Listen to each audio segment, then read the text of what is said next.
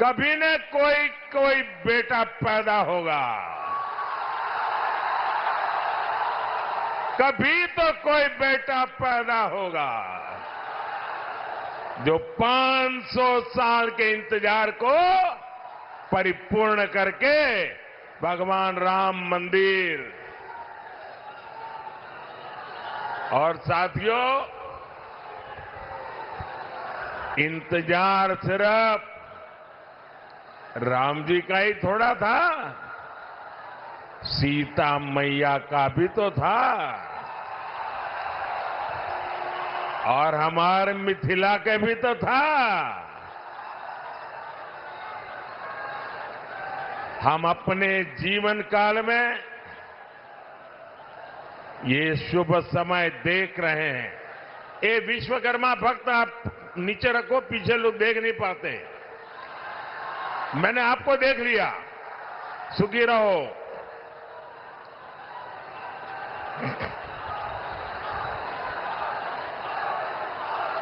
ये शुभ समय, ये हमारे लिए बहुत बड़ी बात है। साथियों, जब अयोध्या में रामलला की प्राण प्रतिष्ठा हो रही थी, तब मैंने कहा था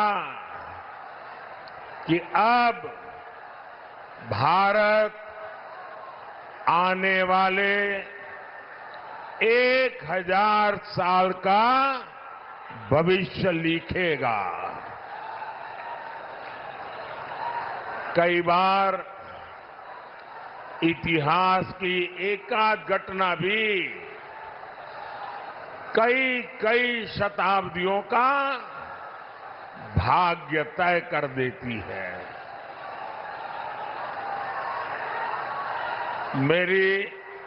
मेरी आप सबसे प्रार्थना है, देखिए जगह छोटी पड़ गई है, मैं जानता हूं आपको तकलीफ हो रही है, हो सकता है आप मुझे देख ना पाते हो, लेकिन उसके लिए हमें क्षमा करें। आराम से जहां है वहां खड़े रह करके मुझे सुनिए, और अगर आवाज कम करेंगे तो मुझे बोलने की सुविधा बढ़ेगी। तो आपके आशीर्वाद है, मैं बोलना शुरू करूं, आप शांति रखोगे? आप इतने अच्छे लोग हैं। आज से 1000 साल पहले जब पश्चिम से भारत पर हमले होने शुरू हुए थे, तब किसी ने नहीं सोचा था कि भारत 1000 साल की गुलामी में गिर जाएगा। जो बिहार देश को दिशा दिखाता था, वो ऐसे संकटों से घिरा कि सब कुछ तबाह हो गया। लेकिन साथियों, भारत के भाग्य ने आज एक बार फिर करवट ली है। बिहार के भाग्य ने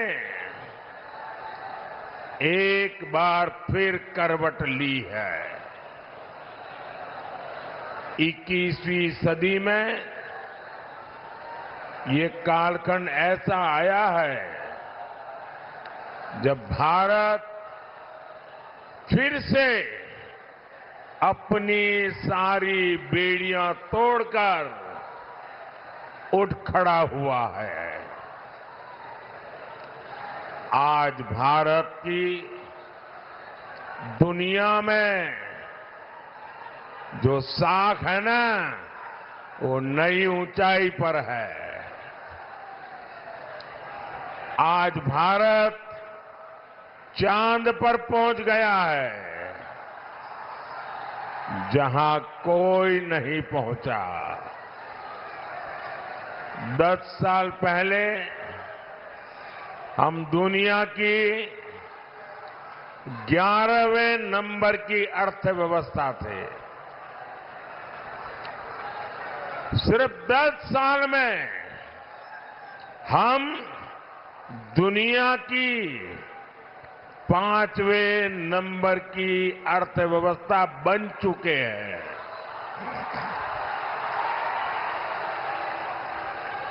आपको कोरोना का समय याद होगा। 100 साल का इतना बड़ा संकट आया था। पूरी दुनिया सोचती थी भारत तो गया,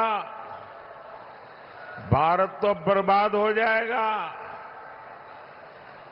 दुनिया भी बर्बाद करेगा।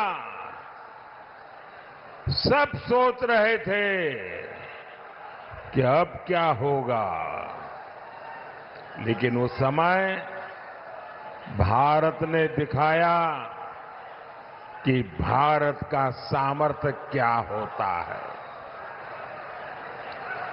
भारत उस संकट से निकला,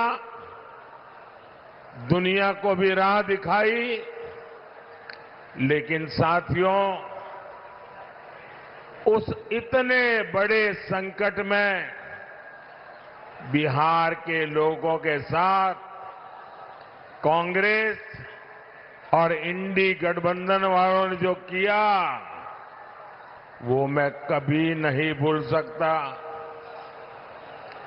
दिल्ली में इंडी गठबंधन की सरकार थी, महाराष्ट्र में इंडी गठबंधन की सरकार थी, और इन लोगों ने बिहार के लोगों को उस संकट काल में वहां से साजिश करके भगा दिया, वापस भेज दिया था। मेरे बिहार के नौजवानों को, मेरे बिहार की बेटियों को दिल्ली से इंडी गठबंधन की सरकार वालों ने भगाया था। महाराष्ट्र से इंडी गठबंधन वालों ने, सरकार ने भगाया था। मैं जरा बिहार के नौजवानों को पूछना चाहता हूं, जिन्होंने आपके साथ ये जुल्म किया, क्या उन्हें माफ करेंगे? क्या इस चुनाव में हिसाब चुकता करेंगे कि नहीं करेंगे? बिहार के लोगों को बसों में बिठाया गया और बीच रास्ते छोड़ दिया गया, और आज यही इंडी गठबंधन के लोग आपसे वोट मांगने आ रहे हैं। क्या आप इंडी गठबंधन का इतना बड़ा गुनाह माफ करेंगे? क्या माफ करेंगे? क्या माफ करेंगे? क्या? भाइयों बहनों, मैंने इस चुनाव में अगले 5 साल के लिए विकास का रोड मैप दिया है। मैंने 25 साल का विजन देश के सामने रखा है, लेकिन ये भी जरूरी है हम अतीत का भी ध्यान रखें। जैसे एक शहजादे दिल्ली में है, वैसे ही एक शहजादे पटना में भी है। एक शहजादे ने बचपन से पूरे देश को, और दूसरे शहजादे ने पूरे बिहार को अपनी जागीर समझा है।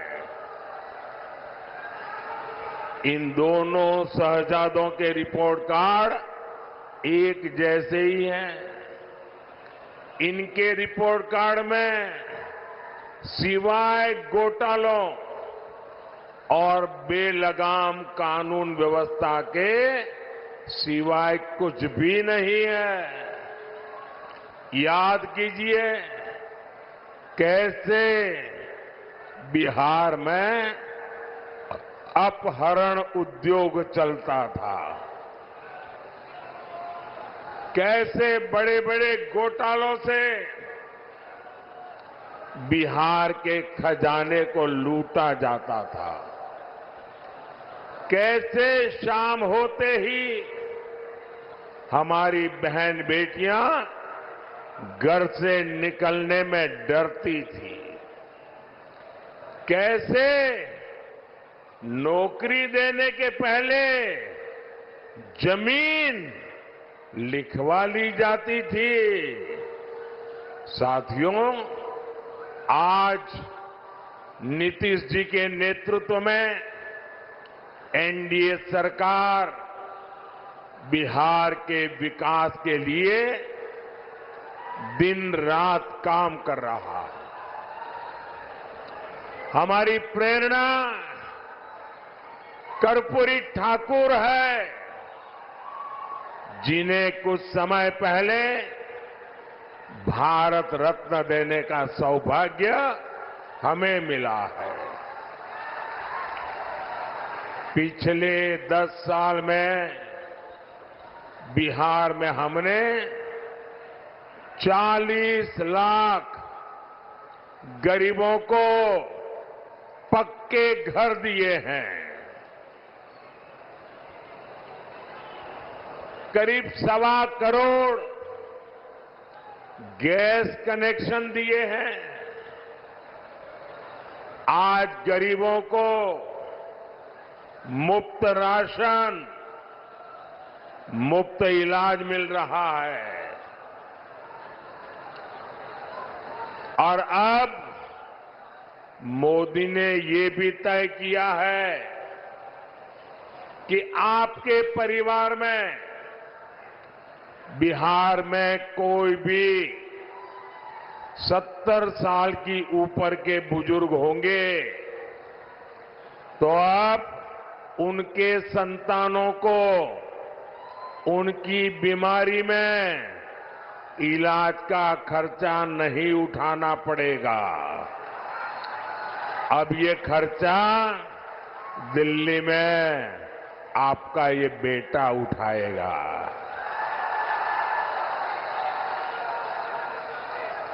70 साल के ऊपर के हर बुजुर्ग को 5 लाख रुपए तक मुफ्त इलाज मिलेगा। मेरे बिहार के साथियों, मेरे दरभंगा के साथियों, मेरा एक काम करोगे? जरा हाथ ऊपर करके बताइए, करोगे? पक्का करोगे? देखिए, काम करना। जब आए भी इन दिनों गांव-गांव जाते होंगे, मोहल्ले में जाते होंगे, छोटी छोटी बस्तियों में जाते होंगे, अगर वहां पर कोई परिवार ऐसे आपके ध्यान में आ जाए जिनको अभी पक्का घर मिलना बाकी है, गैस का कनेक्शन मिलना बाकी है, नल से जल का कनेक्शन बाकी है, आयुष्मान का कार्ड नहीं पहुंचा है, तो उनको कह देना कि मोदी जी की गारंटी है 4 जून के बाद नई सरकार बनने के बाद हम 3 करोड़ नए घर बनाने वाले हैं।